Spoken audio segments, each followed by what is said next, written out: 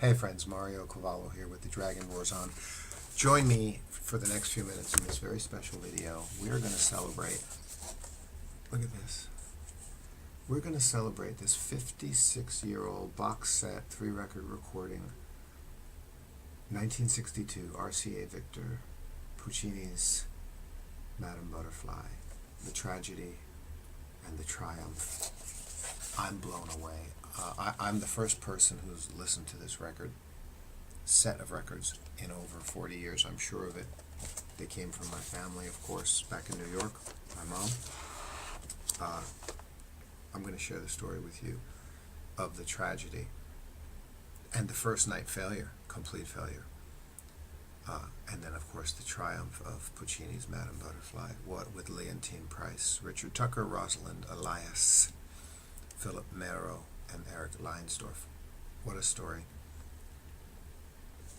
I'm going to show you this last part, and then I'm going to show you some artwork. Okay? I want you to look at this. I pulled this out, just like this. RCA Victor, Dynagroove, living stereo. Here we go. See that? Can we get closer? Here we go. Yeah. The record came out of the sleeve, and this was this morning, I see 2 pieces of dust, just 2. The record is pristine. The other records are pristine. If you know anything about the early 60s RCA Victor Dynagroove living stereo recordings, let me tell you something, okay? Yeah.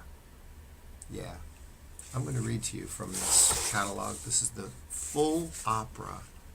This is not just a marketing story. Here's the opera. Act 1, Act 2, Act 3. All. You follow along as you're listening to the records. There's the language. There it is in of course, in the original Italian. As they're singing, you follow the story along. Can you believe this? It's incredible. I'm going to read this to you, and you're going to love it. You don't need to be a lover of opera. Just enjoy the story of Puccini's Madame Butterfly with me for the next few minutes. Thanks.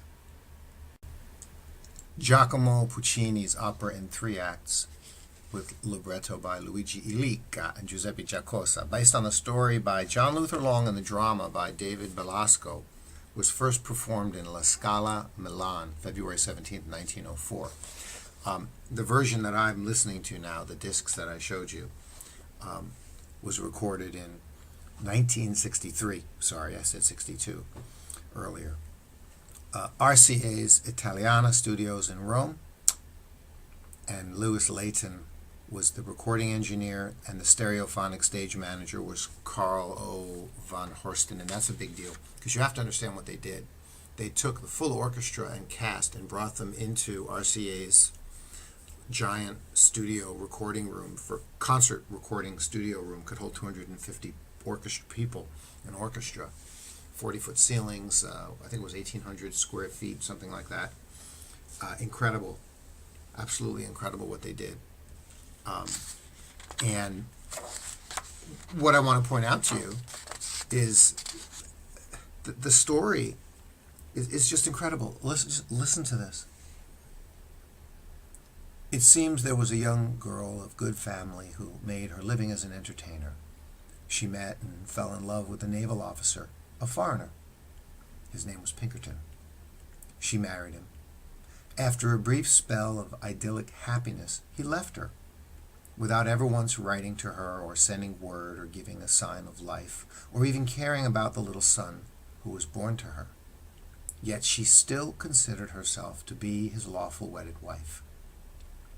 Refused to believe that he had forsaken her, refused all other offers of marriage, being sure that he would return to her one fine day. He did come back, only to tell her that he had remarried, a woman of his own country. And thereupon, the poor girl, Cho Cho San, killed herself. Wah! I mean, that's it. When I listened to this opera this morning, and the sound quality is incredible. You know, everyone understands I'm enjoying listening to my new JBL 530 speakers through a fantastic top-of-the-line Denon amplifier and my Amari turntable. So, I mean, the sound is so full. There's nothing like these 1960s and early 70s recordings. These 1960s Capitol Records, EMI, RCA Records, Victor, these are the RCA Red Seal. Incredible. What a sob-filled, tear-drenched story. I'll continue reading from the catalog. It's a little reminiscent of women's magazine literature of 50 years ago. The heroine is a bit too good to be true, or too true to be believable, yet ingenuous though the story be, it does become believable, it does become moving, it does make a claim on our emotions, because a man who was a genius, Puccini of course, set it to music. The premiere of Madame Butterfly by Puccini at La Scala in Milan was a fiasco. I never knew this before. It was a fiasco, a failure. It's never really been explained as to why. Puccini slinked home that night. It was so rare. And at the time, Butterfly, I'm going to read from the liner notes, the big thick book. At the time, Butterfly was to be given Puccini. It was an enormously successful composer at the time. He had already done La Bohème and Tosca. They'd made their way throughout the entire world. Many members of Italian musical society looked with envy at Puccini, at everything. But he was confident. He had given this work to Giulio Gatti Casazza, who had accepted the work for La Scala, the opera house in Milan, to give it the finest possible production. I will continue on. Rosina Storchio, she was Cho Cho San, the star of Madame Butterfly, who, again, tragically killed herself in the end. She was a superb singer, a beautiful woman, small, delicate, intelligent, sensitive to direction, young, and suffused with artistic sincerity. All who worked with her remember her affectionately and speak of her with smiling admiration. She was one of Toscanini's favorite singers. For once, Puccini was confident. He had given his best. He had worked over every passage, correcting and improving countless times. During the rehearsals at La Scala, over which Tito Ricordi, his publisher, presided, the stagehands, men who were very experienced and not easily impressed, walked on tiptoes. They stopped their work altogether and were listening with tears in their eyes. After the dress rehearsal, the orchestra rose to its feet and congratulated the composer. There was no doubt about it. This was going to be far more successful than any previous. Puccini, this time, he usually begged his family to not go to the premieres. This time he invited them. The expectations were enormous. Admission prices were raised. A record box office was taken in on the first night. Night came. The audience assembled. The curtain rose. The beginning of the opera, up to the entrance of Butterfly, was heard in silence, an ominous silence, because Italian audiences do not do that. Just before the entrance of Butterfly, Storchio was standing in the wings with Puccini, her hands cold as ice. A super came by and said, "What's the matter with the people?" The assistant conductor pointed. It was her cue. She sang backstage the first phrase of Cho Cho San's words, the enchanted phrase in Italian. In English, it's "one more step and we have arrived." In Italian, let me see. Hang on. I'm going to tell you.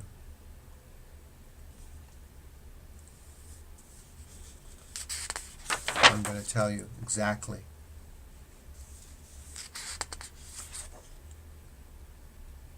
Unbelievable. Okay, I'm going to skip that part. She sang. Silence.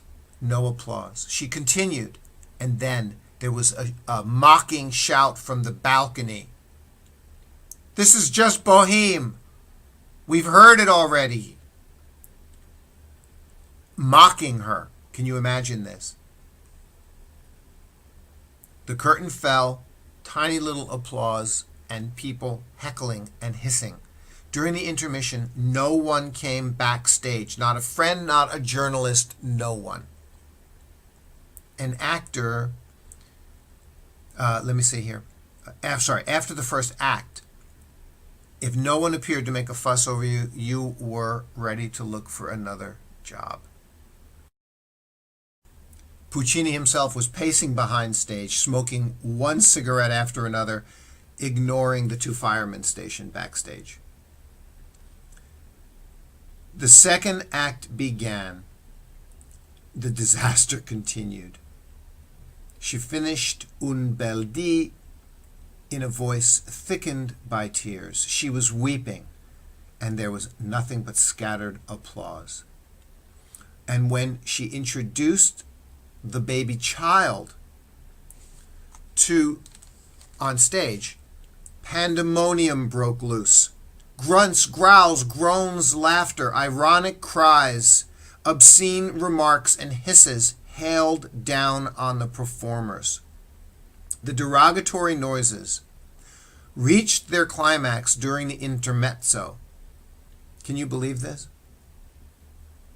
The audience was screaming and barking like dogs, burst into cock-a-doodle-doos of roosters.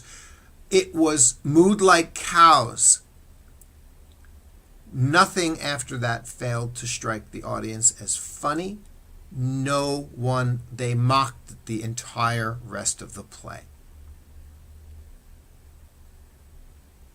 The final scene, the preparation for the suicide and the suicide itself, was heard in comparative quiet, but when the curtain fell, Madame Butterfly ended amidst laughter and derogatory shouts, and there were no curtain calls, not a single one. Can you imagine this? Puccini slunk home. He had not far to go. His apartment was at the Via Verdi, across the street from La Scala.